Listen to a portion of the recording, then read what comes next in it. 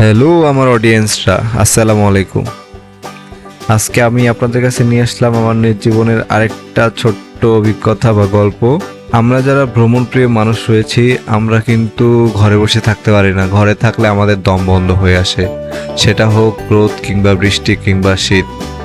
আমরা সুযোগ পেলেই আসলে আমরা কি সুযোগের অপেক্ষায় থাকি কখন আমরা বাড়ির বাইরে যাব। আর এরকমই একটা বৃষ্টি ভেজা দিনের একটা সুন্দর মুহূর্ত শেয়ার করব আপনাদের মাঝখানে। চলেন শুরু করি আমার আর একটা গল্প। এই তো সেদিনেরই কথা। চলেন আজকে যখন আমরা এই মোহনপুরে ঘুরতে আসছি, তো এই জায়গাটা সম্পর্কে একটু ছোট্টভাবে জেনে নেই। এই জায়গাটি হচ্ছে দিনাজপুর জেলার চিরিমন্দর উপজেলায় অবস্থিত আত্রাই নদীতে নির্মিত 134 মিটারের একটি রাবারের তৈরি বাঁধ। পরে এই বাঁধের নামকরণ দেওয়া হয় মোহনপুর রাবার ড্রাম। এখন আমি থাকি ঢাকায়, দু একদিনের ছুটিতে বাসায় আসি। তাও যদি আবার বৃষ্টির কারণে ঘরে বন্দি হয়ে থাকতে হয়, তাহলে কেমনটা লাগে বলেন।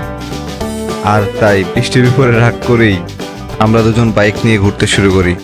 আমরা জানতাম না আমরা কোথায় যাব, কিন্তু পরে আমাদের ঠিকানা হয়ে গেল রাবার ড্রামেই। ভিজতে ভিজতে নদীর কিনারায় এসে আমাদের চা আর বুটমুড়ির লোকটা আমরা সামলাইতে পারলাম না। তারপর একটা টং দোকানে বসে অপরূপ নদীর সৌন্দর্য উপভোগ করতে করতে আমরা শেষ করলাম আমাদের খাওয়া দাওয়া। আজকের এই দিনটি ছিল শুক্রবার, ছুটির দিন। আর তাই আশপাশ থেকে আমাদের মতো অনেক ভ্রমণ প্রিয় ভাই বোনেরা তারা বৃষ্টিতে ভিজে চলে আসছে এখানে। আর সবার এত আনন্দ উল্লাস নদীর পানিতে করতে দেখে আমরাও আমাদের আর সামলাইতে পারলাম না। শেষ পর্যন্ত আমরাও পানিতে নেমে গেলাম। আমি যতটুকু জানি শুধু শুক্রবার না, প্রত্যেকটা দিন এখানে শত শত মানুষ বিভিন্ন কারণে আসে। কেউ গোসল করতে আসে, কেউ ছবি তুলতে আসে, কেউ এমনি ঘুরতে আসে। আর সবার এই বিনোদনের জন্য এই নদীর তীরবর্তীতেই, মানে নদীর কিনারাতেই একটা ছোট্ট মিনি পার্ক আর অনেক খাবারের দোকানের ব্যবস্থা করা হয়েছে। শুধু এমনি ঘুরে যে চলে যাবেন তা না, আপনারা চাইলে এই এখানকার বাজারটা থেকে নদীর একদম টাটকা মাছ কিনে নিয়ে যেতে পারেন, অথবা সরাসরি জেলেদের কাছ থেকে মাছ দেখে দাম দর করে কিনে নিয়ে যেতে পারেন।